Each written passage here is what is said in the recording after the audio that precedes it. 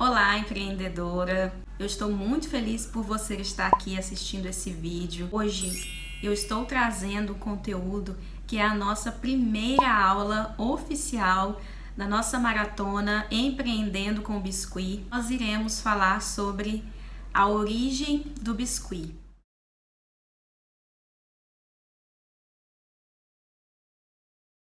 Você aí já se perguntou o que é o biscuit? O biscuit é uma massa que nós artesãs podemos fazer a nossa massa caseira ou podemos comprar. Essas massas nós encontramos em lojas para artesanato. Aqui na minha cidade eu encontro em uma loja de aviamentos que vende a massa de biscuit e também vende alguns artigos para biscuit, como molde de silicone, como formas, cortadores, estecas, algumas ferramentas básicas. Tá, nós sabemos o que é o biscuit, mas o que significa biscuit? A palavra biscuit. O biscuit é um termo francês que significa biscoito. Hoje em dia é muito mais conhecido, mas alguns anos atrás eu falava em biscuit e eu percebia que aqui, por exemplo, na minha cidade, ainda não era muito conhecido, ou conversando com algumas pessoas, essas pessoas falavam biscuit ou tinham alguma dificuldade para entender ali a princípio. Então hoje ele já é mais popular e nós vemos hoje o biscuit em grandes festas, em festas de luxo, do simples ao luxo, porque é o biscuit que vai trazer também mais um encanto para a sua festa, para um evento, seja festa de casamento, festas infantis. Você pode presentear alguém com alguma lembrancinha em biscuit.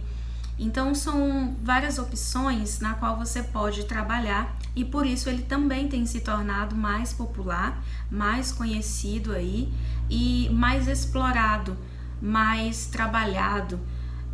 Então assim, o meu começo foi através de revistas. Eu morava em outro estado, eu morava no estado do Pará, hoje eu moro no Tocantins, em Araguaína. Então, quando eu conheci o biscuit, eu estava em Araguaína. Quando eu comecei a praticar o biscuit, eu já estava no Pará.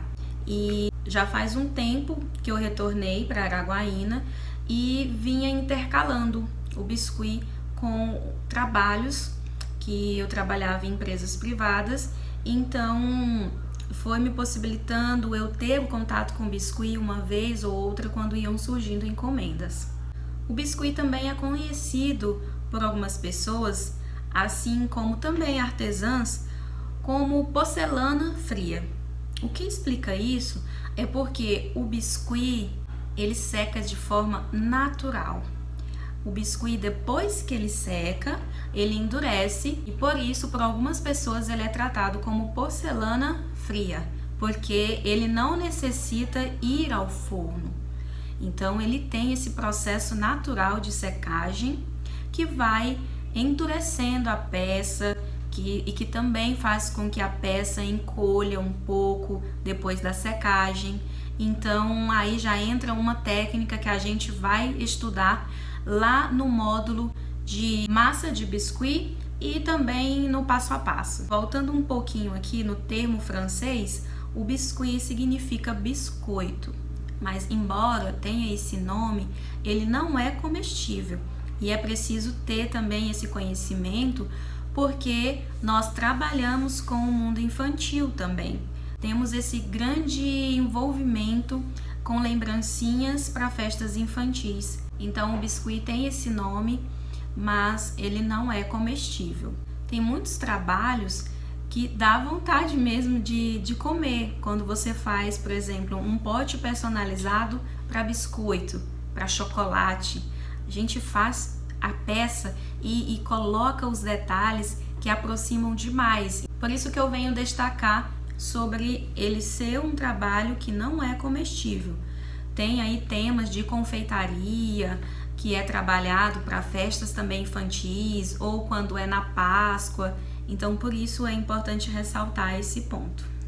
É muito importante que nós, como artesãs, saibamos da história do biscuit, de como ele surgiu, de como ele chegou no Brasil, por quem trouxe o biscuit para o Brasil. Você já deve ter visto aí na internet alguns trabalhos que são em biscuit, mas que estão nomeados aí como porcelana. E sim, é uma massa também conhecida como porcelana.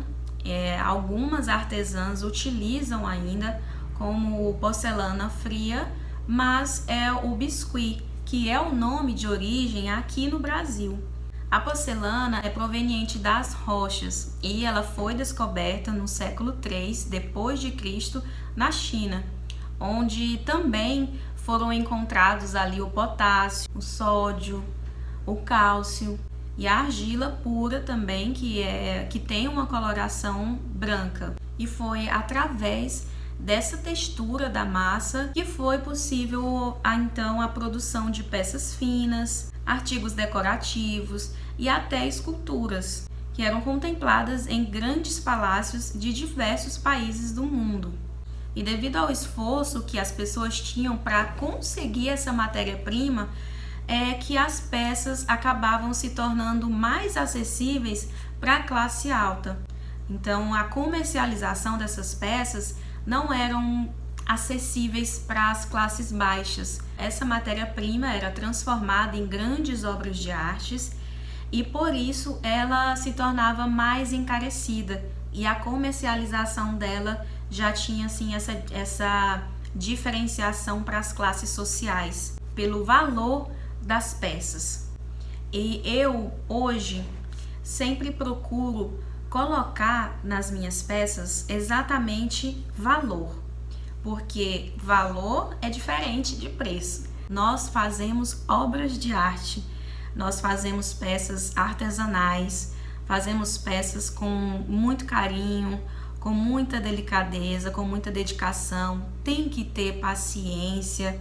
Então é algo que a gente vai trabalhando e vai estudando as técnicas para então poder aprimorar o nosso trabalho, para entregar um trabalho mais perfeito, com uma grande qualidade, que possa realmente agradar as pessoas que vão adquirir ou que vão ganhar de presente. A porcelana, ela foi ali passando por várias culturas e por isso ela foi tendo aí adaptações, né, tendo uma passagem muito importante pelo Japão, que foi onde teve um grande processo de desenvolvimento já ali para o século XVI, e depois passando pela Europa. Na Alemanha, no início do século XVIII, um alquimista encontrou uma espécie de argila de cor branca também, e ao produzir as peças ele foi percebendo a semelhança com a porcelana chinesa. Nessa mesma época, lá na França, houve uma produção de cerâmica que já tinha ali um aspecto brilhoso e muito propícia a receber decorações nas peças, como tipos de pinturas, por exemplo. E foi exatamente nessa época que o biscuit teve início, onde os artesãos procuravam ali uma forma de encontrar materiais, podendo ali misturar a argila, uma forma de tornar a comercialização das peças mais baratas, para que tivesse um custo mais em conta, só que mantendo a beleza, a qualidade, a durabilidade das peças, que eram as características da porcelana. E como eu mencionei, a massa foi passando por várias culturas. Só que o privilégio de descobrir essa massa foi da Itália, que foi produzindo essa massa ali com uma mistura de farinha, água e sal. Chamada, eu até peço que me corrijam ou falem aqui nos comentários, chamada de pasta di sale. Eu até pesquisei esse tipo de massa, né, esse tipo de pasta que é chamado na Itália, mas pelo que eu vi é uma massa comum, comestível, só que aí eles devem ter feito algum procedimento para adaptar, né, porque eles produziam para peças pequenas e peças delicadas, né, que poderiam retratar ali vários assuntos. E hoje o biscuit é exatamente assim.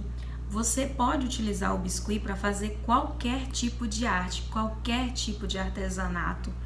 É só utilizar a criatividade, explorar as ideias, os pensamentos que vêm na sua cabeça e procurar ali a melhor forma de você trabalhar com o biscuit.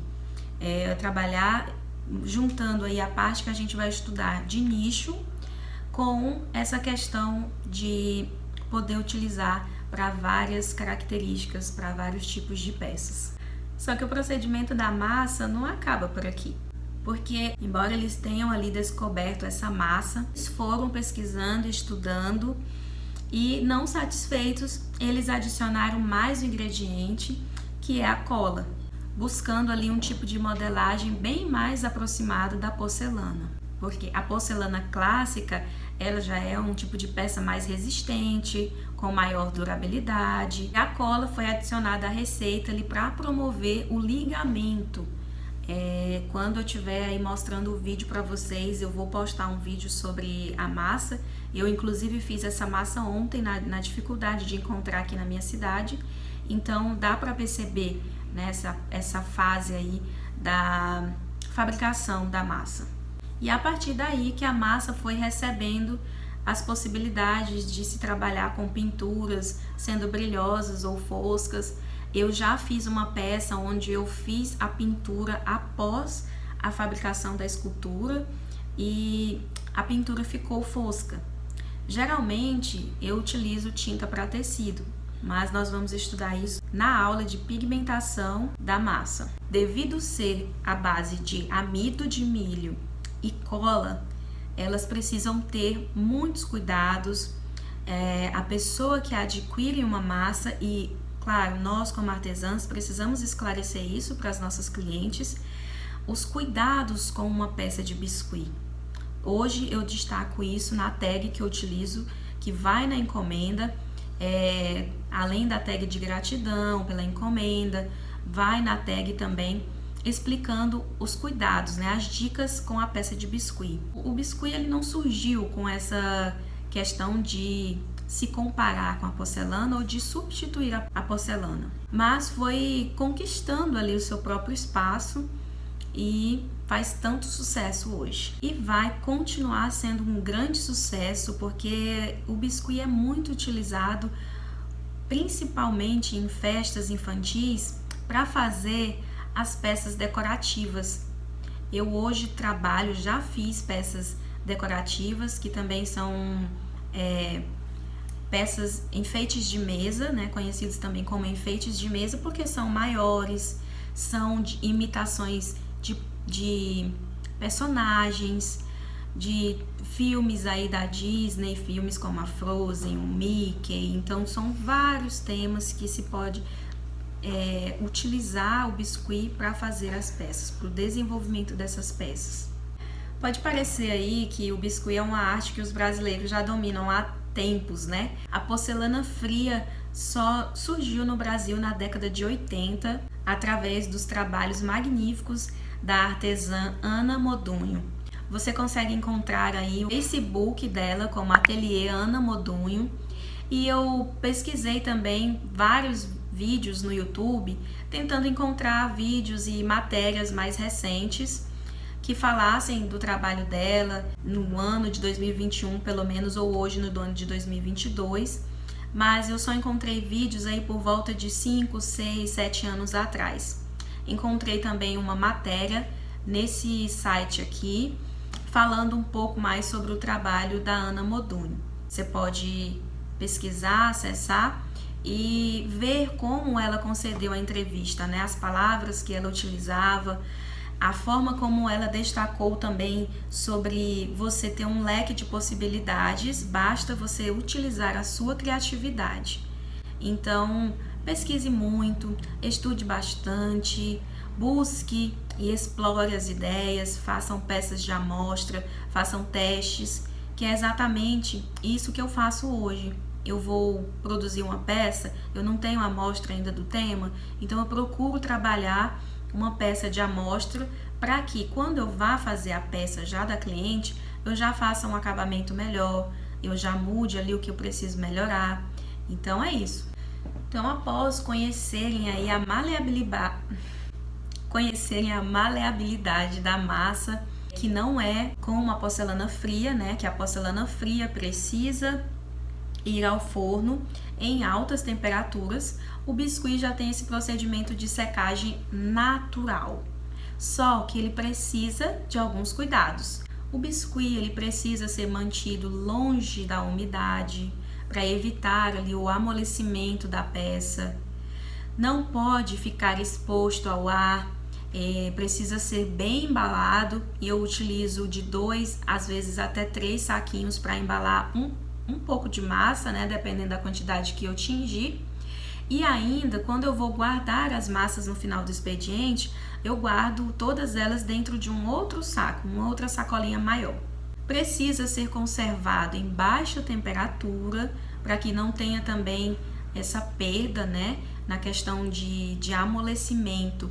Por isso não é aconselhável colocar o biscuit para secar ao sol, por exemplo. Sendo exposto ao sol, pode ser utilizado, como às vezes eu acabo utilizando no meu ateliê, o uso de um ventilador, porque às vezes a gente precisa dar uma acelerada no processo da secagem. Também não é aconselhável, porque a peça encolhe e a peça seca primeiro por fora, a massa, né? E depois vai secando por dentro.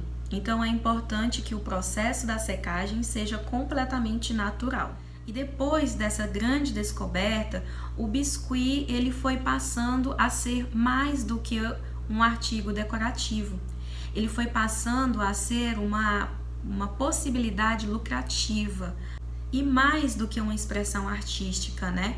Poder dar valor àquilo que você faz e receber por aquilo que você faz. E isso recebeu um grande número aí de adeptos a essa arte por esses países que eu mencionei, como o Japão, foi dando ali a sua viajada pela Europa, pelos Estados Unidos, América Latina, e desde então só vem crescendo, inclusive no Brasil. Tem muitos artesãos trabalhando aí com vendas para fora do Brasil.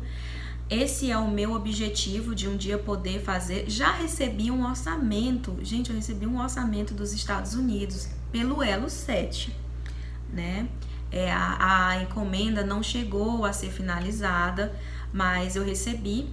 A pessoa já morou em um estado, ou tem familiares em um estado aqui do Brasil, e também solicitou o orçamento do frete para esse estado aqui do Brasil. Nossa, mas eu fiquei tão feliz porque no começo da minha loja virtual no Elo 7, né, aí já na verdade com quase um ano de loja, eu recebi uma encomenda do que eu mais sonho um dia, né, poder vender minhas peças para fora do país, ser conhecida internacionalmente. Então eu fiquei muito feliz. Isso não se tornou ainda frequente, né, mas só de ter recebido esse primeiro contato de fora do país já me deixou muito grata e muito esperançosa, muito feliz. Então também quero te motivar, porque você também pode chegar lá e nós juntas chegaremos lá, porque nós estamos aqui para isso, para compartilhar conhecimento e compartilhar como é o meu trabalho hoje e como é administrar o meu próprio negócio hoje. Então a Ana Modunho começou a trabalhar com biscuit aqui no Brasil aí por 1988, e foi por volta aí de 1994, eu tinha 4 anos nessa época, 4 anos. Comecei a fazer biscuit, aprendi a fazer a massa de biscuit em 2004. Então tô começando a achar o 4 aí um número interessante para mim, um número de sorte, né? E a partir desse ano, de 1994, ela foi convidada a participar aí como colaboradora e professora em programas de televisão. A partir dessa divulgação, o biscuit foi se tornando conhecido e praticado no Brasil. Então, nessa aula, nós vimos aí um pouco da biografia do biscuit, né, da história do biscuit. Agora você pode falar bem melhor para suas clientes o que é o biscuit.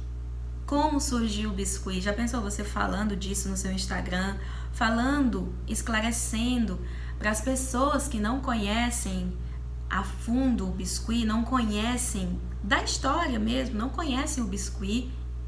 e você poder levar esse tipo de conteúdo para as pessoas com que você apresenta o seu trabalho, para quem você divulga, para suas outras colegas artesãs.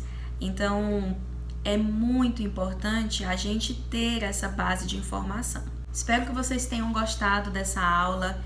Deixa aqui nos comentários, fala para mim aí o que você achou dessa aula sobre a origem do biscuit. Deixa seu like para mim, compartilha esse vídeo aí com outras pessoas. Se inscreve no meu canal porque as aulas estão só começando. Nós estamos apenas na primeira aula hoje com esse vídeo e são muitos outros módulos que antes do lançamento do meu curso nós vamos estar nessa preparação, nessa jornada aqui, nesse esquenta, para que você possa entrar no curso já tendo em mente o que você vai ter de conteúdo. Um grande beijo, um abraço, fiquem com Deus e até a próxima aula.